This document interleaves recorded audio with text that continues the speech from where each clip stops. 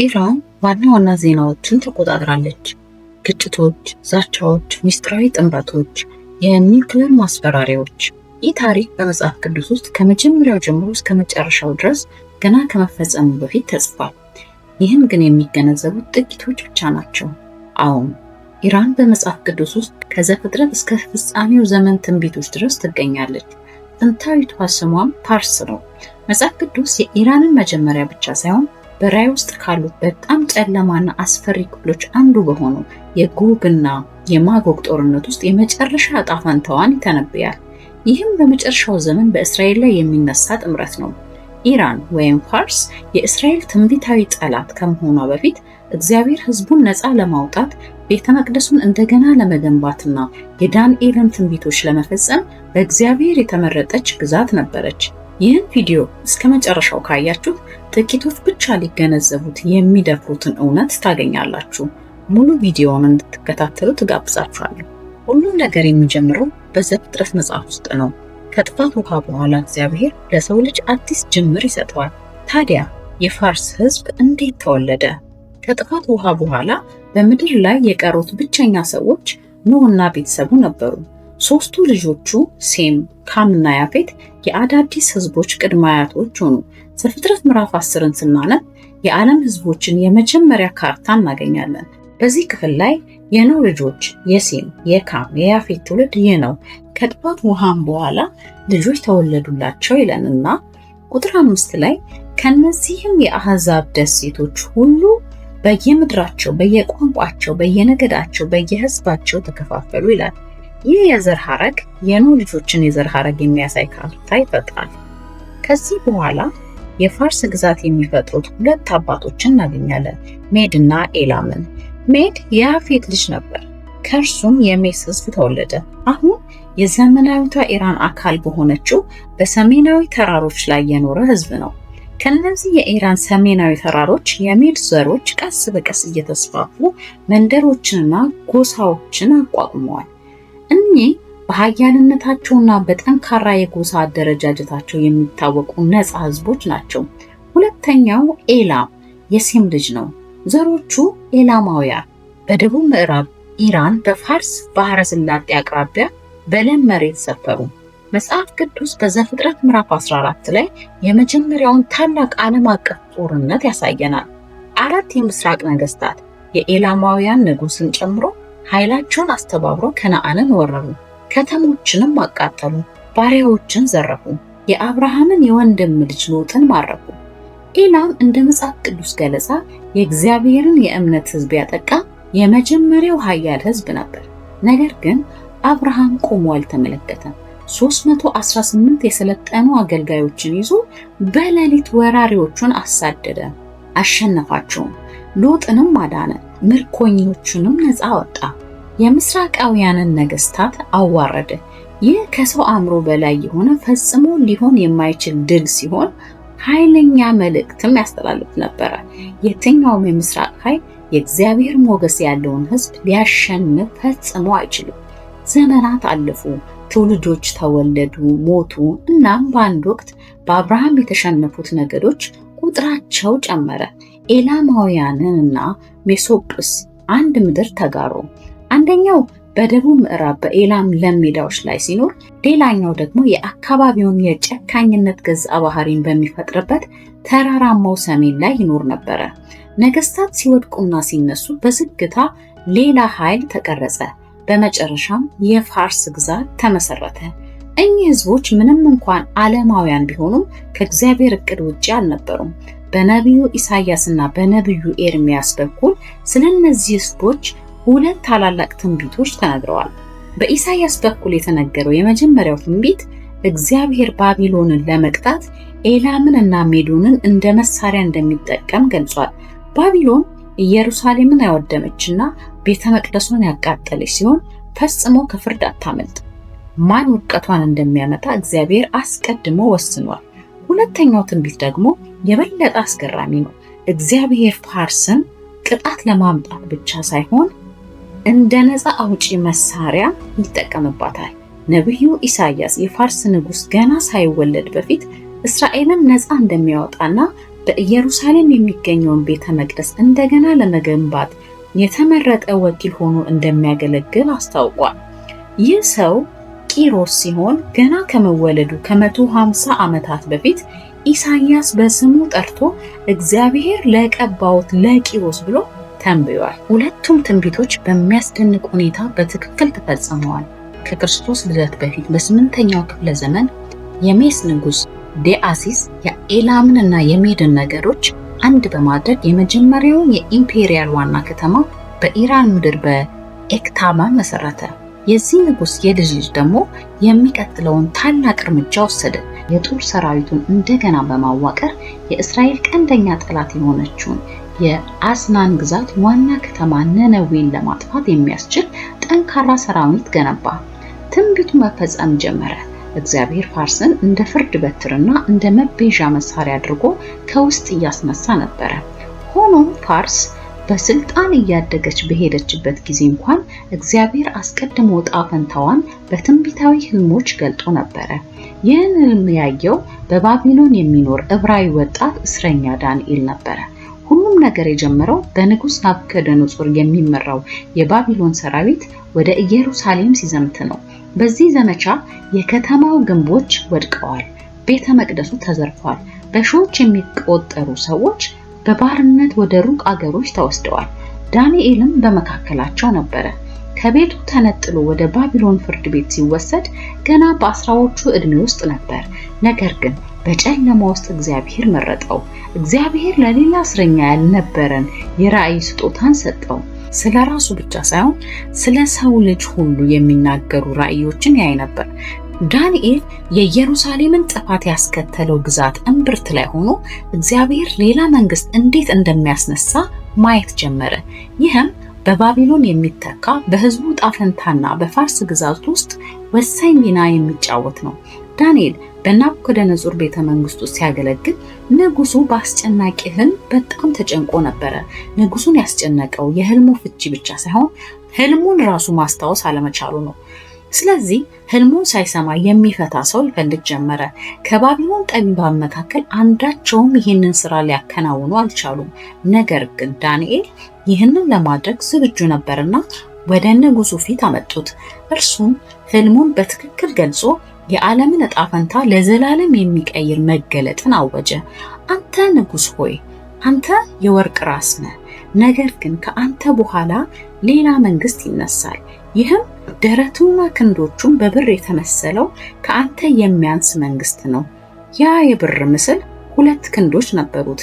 በአንድ አካል ላይ የተሳሰሩት 2 ኃያላን ኃይሎች ሜሶንና ፋርስ አንድ ላይ የተዋሃዱ ቢሆኑ ግን ባላቸው የኃይል ሚዛን እኩል አልነበሩም። ምክንያቱም የፋርስ ክንድ እየጠነከረ ይሄድና ሁሉን የሚቆጣጠር ይሆናል። ትንቢቱ ግልጽ ነበረ። ባቢሎን ትወድቃለች፣ ዙፋኑም በእግዚአብሔር በራሱ ለተመረጠ አዲስ ግዛት ይተላለፋል። ከትውልድ ሀገሩ ርቆ የሚኖረው ወጣቱ ዳንኤል የእግዚአብሔርን ራእዮች ሲፈጸሙ ተመልክቷል። ብዙም ሳይቆይ ራእዮቹን እውንን የሚያደርግ እግዚአብሔር ከረጅም ጊዜ በፊት በኢሳይያስ በኩል የተተነበየውን ንጉስ ከፋርስ ደጋማ አካባቢዎች መነሳት ጀመረ። ስሙም ቂሮስ ነበረ። ወጣቱ የፋርስ ንጉስ ቂሮስ ሜዶንን ድል አድርጎ መንግስቶቹን ወደ ሜዳማው የፋርስ ግዛት አዋሃደና በዘመኑ የነበረ ታላቅና ኃያል መንግስት በመሆን አይኑን ወደ ባቢሎን አዞረ። በኢሳይያስ የተተነበየው ቀን መጣ። ነገር ግን እንደተለመደው አይነት ጦርነት አልነበረም። አንድ ሌሊት የናቡከደነጾር የልጅ ልጅ የነበረው ንጉስ ብልጣሶር ከ1000 መኳንንቶቹ ጋር ግብዣ አዘጋጀና በድግሱ መካከል አንድ ይቅር የማይባል የእብድ ተግባር ፈጸመ። አያቱ ናቡከደነጾር በኢየሩሳሌም ካለው ቤተ መቅደስ የዘረፈውን ቅዱስ ዕቃዎች እንዲያመጡ አዘዘና በሚያመልኩት አማልክት ስም መዝናናት ጀመረ። በድንገትም በቤተ መንግስቱ ግድግዳ ስውር እጅ መታ 4 ቃላትን ጻፈች። ማኔ ቴቄ ፓሪስ። ንጉስ በድንጋጤ ገረጣ። ዳንኤል እስኪመጣ ድረስ የእነዚህን ቃላት ትርጉም ማንም አልተረዳም። ዳንኤልም የጽሑፉን ትርጓሜ ገለጠ። እግዚአብሔር መንግስትህን ቆረጠው፣ ፈጸመውም፣ መንግስት ተከፈለ፣ ለሜዶንና ለፋርስ ሰዎችም ተሰጠ ማለት ነው። እነዚህ ቃላት እንደተነገሩ ትንቢቱ መፈጸም ጀመረ። የፋርስ ንጉሥ የታላቁ ቂሮስ ሰራዊት የኤፍራጥስን ወንዝ አቅጣጫ ቀይሮ በደረቅ ወንዝ አጠገብ ወደ ከተማዋ በጸጥታ እየገባ ነበር። እግዚአብሔርም የባቢሎንን በሮች ተከፍተው እንዲቀሩ አደረገ። በዚያው ሌሊት ንጉሥ ብልጣሶር ተገደለ። ትንቢቱም ተፈጸመ። ባቢሎን በፋርስ እጅ ወደቀች። ለ70 ዓመታት በባቢሎን ወንዞች አጠገብ ያለቅሱ የነበሩ አይሁዳውያን አሁን የማይሆን የሚመስለው ህልም እውን ሲሆን ተመለከቱ። አንድ የባዕድ ሀገር ንጉሥ ወደ ኢየሩሳሌም ወደ ቤታቸው እንዲመለሱ አደረጋቸው። ከዚህም በላይ የቤተ መቅደሱን ግንባታ ፋይናንስ አደረገ። ለአይሁድ መሪዎች ንጉሳዊ ድጋፍ በማድረግ በባለስልጣን እንዲታጀቡ አደረገ። የዳዊት የንጉሳዊ ዘር የሆነው ዘሩባቤልና ሊቀ ካህናቱ ኢያሱ የእግዚአብሔርን ስም የሚጠራበትን ስፍራ ለመገንባት የመጀመሪያውን መሰረት ጣሉ። ስለዚህ ፋርስ እስራኤልን ለማጥፋት ሳይሆን እንደገና ለመገንባት የምትረዳ ህዝብ ሆነች። ነገር ግን እግዚአብሔር ለዳንኤል ስለ ፋርስ ሌላ አስፈሪ ራእይ ገለጠለት። በዚህ ራእይ 4 ታላላቅ አራዊት ከባህር ወጡ። የመጀመሪያይቱ አንበሳ ትመስል ነበር። ሁለተኛይቱ ድብ የምትመስል ሌላ አውሬ ነበረች። በአንድ ወገንም ቆመች። 3 የጎድን አጥንቶች በአፏ ውስጥ በጥርሷ መካከል ነበሩ። ተነስተሽ እጅግ ስጋ ብዪ ተባለላት። ይህች ድብ በባቢሎን ሜዶንና ፋርስን የሚከተል መንግስትን ትወክላለች። ፋርስ በመጨረሻ ሜዶንን ትቆጣጠራለች። 3ቱ የጎድን አጥንቶች ታላላቅ ድሎችን ይወክላሉ። ሉድ፣ ባቢሎንና ግብጽ በፋርስ መንግስታት የማያቋርጥ የመስፋፋት ጉዞ እርስ በርስ ይናወጣሉ። ይህ ራእይ በሚያስገርም ትክክለኛነት ተፈጽሟል። በመቀጠል ፋርስ አይኗን በግብጽ ላይ አደረገች። የፋርስ ንጉሥ የቂሮስ የልጅ ልጅ የሲና በረሃን አቋርጦ የግብጽን ፈርዖን በፓሊሲየም ጦርነት ደበደበ። የእስራኤል ጥንታዊ ጨቋኝ በፋርስ ግዛት ፊት ወደቀ። ነገር ግን እነዚህ ራእዮች ገና አልተጠናቀቁም። ከዓመታት በኋላ ዳንኤል ምዕራፍ 8 ከቁጥር 3 እስከ 4 ላይ እንደምናነበው ዳንኤል በኢላም አውራጃ ባለው በሱሳ ግንብ በነበረ በኡባል ወንዝም አጠገብ ሌላ ራእይ ተገለጠለት። በዳንኤል ምዕራፍ 8 ላይ እንዲህ ተጽፏል። ዓይኔን አንስቼ አየሁ፣ እነሆም 2 ቀንዶች የነበሩት አውራ በግ በወንዙ ፊት ቆሞ ነበር። 2ቱም ቀንዶች ከፍ ከፍ ይሉ ነበረ፣ አንዱ ግን ከሁለተኛው ከፍ ያለ ነበር። ታላቁም ወደ ኋላው ወጥቶ ነበረ። አውራውን በግ ወደ ምዕራብ፣ ወደ ሰሜንና ወደ ደቡብም በቀንዱ ሲጎሽም አየው። አራዊትም ሁሉ የቋቋሙት ዘንድ አልቻሉም፣ ከእጁም የሚያድን አልነበረም። እንደ ፈቃዱም አደረገ፣ ራሱንም ታላቅ አደረገ። በኡባልም ወንዝ መካከል ገብርኤል ሆይ ራእዩን ለዚህ ሰው አስታውቀው ብሎ የሚጮህ የሰው ድምፅ ሰማሁ። እንዲህም አለኝ፣ እነሆ በመቅሰፍቱ በመጨረሻ ዘመን የሚሆነውን አስታውቅሃለሁ። ይህ ለተወሰነው ለፍጻሜው ዘመን ነውና ባየኸው በአውራው በግ ላይ የነበረ 2 ቀንዶች እነሱ የሜዶንና የፋርስ ነገስታት ናቸው። ከራእዩ እንደምንረዳው ፋርስ እንደገና በመለኮታዊ እቅድ ውስጥ ማዕከላዊ ቦታን ትይዛለች። በዚህ ጊዜ ግን እንደ አጋር ሳይሆን እንደ ብቸኛ ኃያል ግዛት ያለምንም ተቃውሞ ድል እያደረገ እንደተለቀቀ አውሬ ትሮጣለች። እዚህ ጋር በግልጽ የተብራራ አንድ ነገር አለ። አንድ ቀንድ በረጅሙ ቆሞ ነበር። ይህ ፋርስ በሜዶን ላይ ያለውን የበላይነት የሚያሳይ ግልጽ ፍንጭ ነው። 2 ህዝቦች፣ አንድ ግዛት፣ ነገር ግን አንድ የበላይ ዙፋን። ራእዩ ሲቀጥል እንዲህ ይላል፣ እኔም ስመለከት እነሆ ከምዕራብ ወገን አንድ አውራ ፍየል በምድር ሁሉ ፊት ላይ ወጣ፣ ምድርንም አልነካም። ለፍየሉም በዓይኖቹ መካከል አንድ ታላቅ ቀንድ ነበረው። በቅጽበትም አውራውን በግ መታ፣ 2ቱንም ቀንዶች ሰበረ። አውራውን በግ ሊቋቋመው ኃይል አልነበረውም። እርሱም በምድር ላይ ጥሎ ረገጠው። ትርጓሜውም ቀጣዩ ግዛት ግሪክ በታላቁ አሌክሳንደር መሪነት ፋርስን ከተፈጥሮ በላይ በሆነ ፍጥነት እንደምትገለብጠው የሚናገር ትንቢት ነው። በዚያን ጊዜ ዳንኤል ፍየሉ ማንን እንደሚወክል ገና አያውቅም ነበር። ነገር ግን ዓለም እስካሁን ካየችው ታላቁና እጅግ የተከበረው ግዛት ፋርስ አንድ ቀን እንደሚወድ በግልጽ ተረድቷል። ያ ፍጻሜ ገና አልመጣም። ምክንያቱም ኃያሏ ፋርስ በወርቃማ ዘመኗ የማትበገር ብቻ ሳይሆን የዓለም ማዕከል ነበረች። ግዛቷም ከህንድ እስከ ኢትዮጵያ ይዘልቃል። በመጽሐፍ ቅዱስ ውስጥ እጅግ ያልተጠበቁ ተአምራቶች የሆኑት በሱሳ ግንብ ነበረ። ታላቁ ግዛት በአንዲት ሴት ድል ይቀዳጃል። ንጉሥ አርጤክስስ በሱሳ ግንብ ሳለ ለ6 ወራት የቆየ ድንቅ ግብዣ አዘጋጀ። ከዛም በመጨረሻዎቹ 7 ቀናት የሱሳን ሙሉ ሕዝብ በዚህ ክብረ በዓል ላይ ጋበዘ። በሰባተኛው ቀን ንጉሡ አርጤክስስ የወይን ጠጅ ጠጥቶ ደስ ባለው ጊዜ ንግስቲቱን አስጢንን መልከ መልካም ነበረችና ውበቷን እንድታሳይ አገልጋዮችን አዞ አስጠራት። እርሷ ግን ለመምጣት ፈቃደኛ አልሆነችም። በዚህም ንጉሡ እጅግ ተቆጣ፣ በመላው ግዛቱ ፊት ተዋረደ።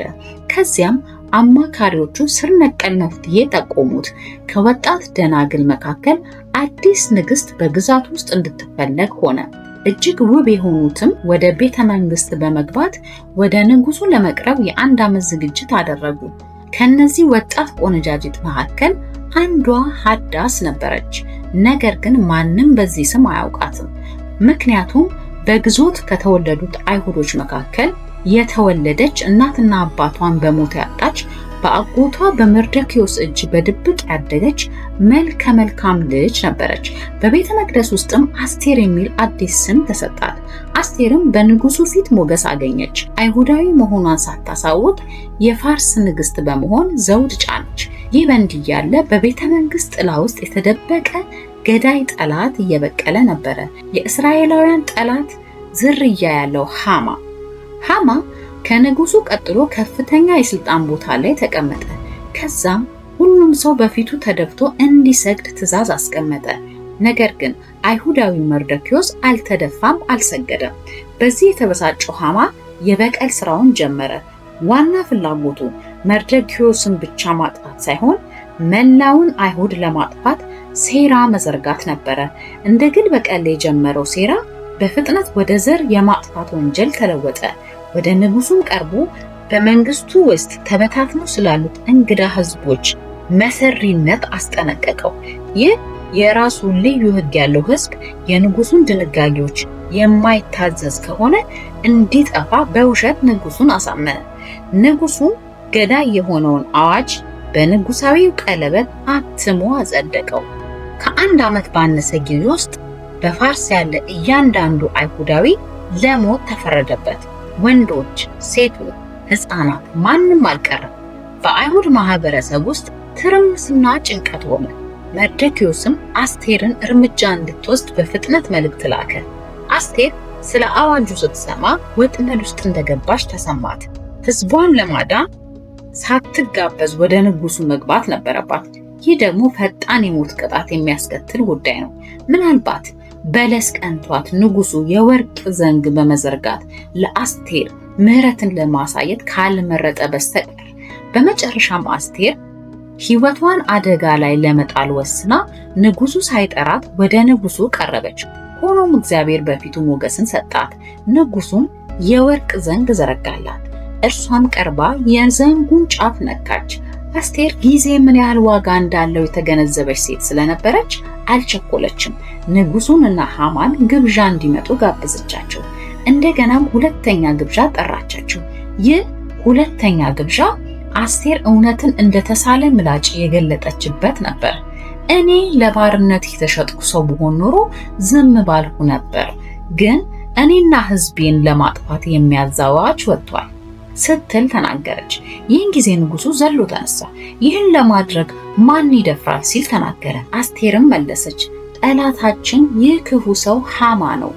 ይሄኔ የንጉሱ ፊት በቁጣ ተሞላ። ሃማም በጉልበቱ ተንበርክኮ ለህይወቱ እጅግ መማፀን ጀመረ። ነገር ግን በጣም ዘግይቶ ነበረ። ለመርደክዮስ ባዘጋጀው መስቀያ ራሱ ሃማ ተሰቀለ። ሆኖ አደጋው አልተላለፈም። ምክንያቱም የፋርስ ህግ ፈጽሞ ሊሻር ስለማይችል አዋጁ ሳይለወጥ እንደጸና ቀረ። ስለዚህ አስቴርና መርደክዮስ የበለጠ ጠንካራ የሆነ እቅድ አዘጋጁና አዲስ አዋጅ አቀረቡ። ንጉሱም ፈረመበት። አይሁዳውያን በአውራጃዎቹ ሁሉ ራሳቸውን የመከላከል መብት ተሰጣቸው። በአንድ ወቅት ለጥፋት የተመደበው ቀን የድል ቀን ሆነ። ሳይታወቅ የፋርስ ግዛት ለእግዚአብሔር ሕዝብ ምሽግና ጋሻ ሆነ። ከአስቴር የሱሳ ተአምር በኋላ ፋርስ ከመጽሐፍ ቅዱስ ትረካ ዳራ ውስጥ የጠፋች ትመስል ነበር።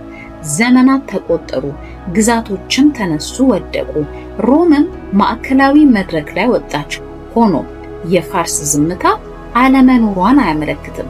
ከብዙ መቶ ዓመታት በኋላ ዓለም የመሲሁን መምጣት በጸጥታ ሲጠባበቅ ፋርስ እንደገና ብቅ አለች። በማቴዎስ ወንጌል ውስጥ በሚሊዮን የሚቆጠር ጊዜያት የተደጋገመ ነገር ግን በጥልቅ ለመረዳት እምብዛም የማይቻል አንድ ክፍል እናነባለን። ሰብአ ሰገል ከምስራቅ ወደ ኢየሩሳሌም መጥተው አዲሱ የአይሁድ ንጉሥ የት አለ? ኮከቡን ከምስራቅ አይተን ልንሰግድለት መተናልና አሉ። ታዲያ ዋናው ጥያቄ እነዚህ ሰብአ ሰገል እነማን ናቸው? ለምንስ በምልክት ብቻ በመመራት እዚህ ድረስ ተጉዘው መጡ? እነዚህ ሰብአ ሰገል ከምስራቅ የመጡ የተማሩ የሥነ ፈለክ ተመራማሪዎችና ካህናትን የሚገልጹ ሲሆን ምንም እንኳን ዜግነታቸው በቅዱሳት መጻሕፍት ውስጥ በግልጽ ባይጠቀስም ማስረጃዎች እንደሚያሳዩት ዛሬ ኢራን በመባል ከሚታወቀው የሜዶንና ፋርስ ግዛት ጥንታዊ ሀገሮች የመጡ ናቸው። እነዚህ አስማተኞች በፋርስ ውስጥ ከፍተኛ ተደማጭነት ያለው የሃይማኖት ቡድን አባላት ሲሆኑ ስለ ከዋክብት፣ ስለ ጥንታዊ ጽሑፎችና ለትውልድ ስለተላለፉ የትንቢት ወጎች ባላቸው ዕውቀት ይታወቃሉ። ነገስታት ባይሆኑ የሳይንስ የስልጣንና የመንፈሳዊ ማስተዋል ዕውቀት ባለቤቶች ነበሩ። ካጠኗቸው ጥቅሎች መካከል ከብዙ መቶ ዘመናት በፊት በባቢሎንና በፋርስ ፍርድ ቤቶች ያገለገለው የነቢዩ ዳንኤል ጽሑፎች መኖራቸው አያጠራጥርም። ዳንኤል በንጉሥ ናቡከደነጾር ቤተ መንግስት ውስጥ ህልሞችን ብቻ ሳይሆን በዳንኤል ምዕራፍ 9 ውስጥ የመሲሁን መምጣት በሂሳብ ትክክለኛነት ተንብዮአል። እነዚህ ጠቢባን ኮከቡን ባዩ ጊዜ የተስፋው ልጅ መወለዱን ወዲያው ተገነዘቡ። በጣም የሚያስደንቀው ነገር ደግሞ ላዩት ነገር የሰጡት ምላሽ ነው። ያንን ኮከብ ለመከተል ሁሉንም ነገር ትተው በረሃዎችን አቋርጠው ተጓዙ። እያንዳንዳቸውም በትንቢታዊ ትርጉም የበለጸጉ 3 ልዩ ስጦታዎችን ይዘው ወደ ቤተልሔም ደረሱ። ወርቁ ንግስናውን፣ ዕጣኑ መለኮትነቱን ዕውቅና ሲሰጥ፣ ከርቤ ደግሞ መስዋዕትነቱንና ሞቱን የሚያመለክቱ ነበሩ። ሳይገነዘቡት እነዚህ ጠቢባን በአጽናፈ ዓለም ውስጥ ትልቁን ምስጢር ገለጡ። ይህ ልጅ ንጉሥ ይሆናል፣ እግዚአብሔር ይሆናል፣ እርሱ በግ ይሆናል ማለታቸው ነበር። የኢየሩሳሌም ሊቃውንት ዝም ቢሉ፣ ሄሮድስ ሊገድለው ቢያሰይርም፣ ከምስራቅ የመጡ ጠቢባን ግን ትንቢቱ መፈጸሙን ለመገንዘብ የመጀመሪያዎቹ ሆኑ። በመሲሁም ፊት ሰገዱ። ይህ በአጋጣሚ የሆነ ነገር አልነበረም፣ ትንቢታዊ ፍጻሜ እንጂ። ከብዙ መቶ ዘመናት በፊት እስራኤልን ነፃ ያወጣችና ቤተ መቅደሷን የገነባችው ፋርስ አሁን ደግሞ አዳኟን ለማክበር የመጀመሪያዋ ሆነች። በመጽሐፍ ቅዱስ ውስጥ የኢራን ታሪክ በቤተልሔም አያበቃም። ምንም እንኳን ፋርስ ቀደም ሲል የመቤዣ መሳሪያ የነበረች ብትሆን በእነዚያ ትንቢታዊ የወደፊት ጊዜያት ውስጥ የምትጫወተው ሚና እጅግ ክፉ የጨለማ ክፍሎችን ነው። እግዚአብሔር የፋርስን መጀመሪያ ከመግለጽም በላይ በብሉይ ኪዳን ውስጥ ካሉት እጅግ አስፈሪ ራእዮች በአንዱ በጎግና በማጎግ ጦርነት በነቢዩ ሕዝቅኤል ቃላት አማካይነት ዕጣ ፈንታዋን አስታውቋል። በሕዝቅኤል ምዕራፍ 38 ላይ በመጨረሻዎቹ ቀናት በእስራኤል ላይ የተነሱትን የመንግስታትን ጥምረት ይገልጻል። ሕዝቅኤል ምዕራፍ 38 ከቁጥር 1 ላይ የእግዚአብሔር ቃል ወደ እኔ እንዲህ ሲል መጣ፣ የሰው ልጅ ሆይ ፊትህን በጎግ ላይና በማጎግ ምድር ላይ በምሳህና በቶቢል ዋነኛ አለቃ ላይ አቅናበት፣ ትንቢትም ተናገርበት ይልና ቁጥር 5 ላይ ፋርስና ኢትዮጵያ ፉጥንም ከነርሱ ጋር ይሆናሉ። እዚህ ላይ እንደምናየው ፋርስ የአሁኗ ኢራን በመጀመሪያ ከተሰየሙት መካከል ትገኛለች። በአንድ ወቅት ቤተ መቅደሱን እንደገና ለመገንባት የረዳችው ኃያል ሀገር አሁን ላይ በእግዚአብሔር ሕዝብ ላይ የቆመውን ጥምረት አካል ትሆናለች። ሌላዋ የእግዚአብሔር ሕዝብ ጠላት በመሆን ጥምረት የፈጠረችው ሀገር ደግሞ የሞል አለቃ ጎግ ሲሆን በመጽሐፍ ቅዱስ ምሁራን ዘንድ በሰፊው የሚታወቀው ከሰሜናዊ ክፍሎች የሚወጣው ኃይለኛ መሪ ሲሆን ብዙውን ጊዜ ከሩሲያ ወይም ከሩሲያ ጥምረት ጋር ይገኛል። ኩሽ ጥንታዊቷ ኑቢያ ምናልባትም በዘመናዊቷ ሱዳን ውስጥ ያሉ አካባቢዎችን ያመለክታል። ፉጥ ከሰሜን አፍሪካ ምናልባትም ከሊቢያ ጋር የተገናኘ ነው። ሕዝቅኤል በእስራኤል ላይ እንደ አውሎ ነፋስ እንደሚነሳ የሚገልጸውን ዓለም አቀፍ ሰራዊት ይመሰርታሉ ይለናል። ሕዝቅኤል ምዕራፍ 38 ከቁጥር 9 ላይ አንተም ትወጣለህ፣ እንደ አውሎ ነፋስም ትመጣለህ፣ አንተንና ጭፍሮችን ሁሉ ከአንተም ጋር ብዙ ሕዝብ ምድርን እንደ ደመና ትሸፍናላችሁ ይላል። ይህ ጥቃት የእግዚአብሔር ቀጥተኛ ጣልቃ ገብነትንና ፍርድን ያስነሳል። ስለዚህ ይህ ጥምረት አይሳካለትም። በመጽሐፍ እንደተጻፈ የመሬት መንቀጥቀጥ፣ እሳት፣ በሰራዊቶች መካከል ግራ መጋባት ሲሆን የእግዚአብሔርም ክብር በሁከት መካከል ይበራል። በቁጥር 23 ላይ ታላቅ እሆናለሁ እቀደስማለሁ፣ በብዙ አሕዛብም ላይ የታወቅሁ እሆናለሁ፣ እኔም እግዚአብሔር እንደሆንኩ ያውቃሉ ተብሎ ተጽፏል። ስለዚህ በአንድ ወቅት አዳኝ የነበረችው ፋርስ አሁን ፍርድ ይጠብቃታል። የዚህም ዋና ምክንያት ፋርስ እግዚአብሔር ስለተዋት ሳይሆን በእግዚአብሔር ሕዝብ እና በእግዚአብሔር ፈቃድ ላይ ስለምትነሳ ነው። ታዲያ መጽሐፍ ቅዱስ ስለ ፋርስ የመጨረሻ ዕጣ ፈንታ ምን ይላል? ሙሉ በሙሉ ትጠፋለች ወይስ ምናልባትም የመጎብኘት ዕድል ታገኛለች?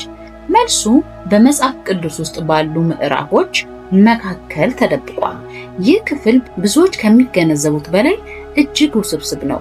በሕዝቅኤል ምዕራፍ 38 እና 39 ላይ የጎግንና የማጎግን ፍርድ ከገለጸ በኋላ ቅዱሳት መጽሐፍ አንድን አውዳሚ ትዕይንት ይገልጻሉ። በእስራኤል ላይ የሚነሳ ሰራዊት በሰማይ እሳት ተቃጥሎ ይጠፋል። በክፋት ሜዳዎች ላይ አስክሬኖች ይበተናሉ። የጦር መሳሪያዎች ለ7 ዓመታት ይቃጠላሉ። የጎግም ስም ለዘላለም ከመለኮታዊ ፍርድ ጋር ይታወሳል። ፋርስ የዚህ ጥምረት አካል በመሆኗ ከቅጣት አታመልጥ። ሆኖም እዚህ ላይ አንድ አስገራሚ ነገር አለ። አንደኛው አስገራሚ ነገር ነቢዩ ኤርሚያስ ከ100 ዓመታት በፊት በሰዎች ልብ ከሚረሱ መልእክቶች አንዱን አውጥቶ ነበር። የእግዚአብሔር ቃል ስለ ኤላም ወደ ነቢዩ ኤርሚያስ እንዲህ ሲል መጣ።